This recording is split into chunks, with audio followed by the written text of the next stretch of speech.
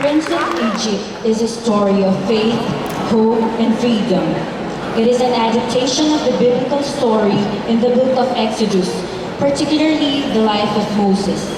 The film features his journey from being a Hebrew baby adopted and raised to be a prince of Egypt by the queen, to discovering God's will in his life, to lead God's people and set them free from the captivity of the Egyptians.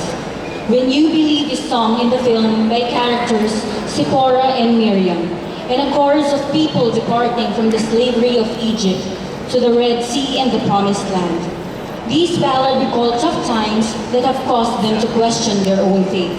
They have prayed for many nights to God, but those prayers have seemed to remain unanswered. And now, they wonder if their faith has been only a waste of time. Nevertheless, the main characters realize that although the times may be difficult, their faith should remain strong. Like the Israelites, every one of us is bound to heaven, the Promised Land. Together with the Manila Central University Chorale, let us journey on, pray, hope and claim that everything can happen if we just believe.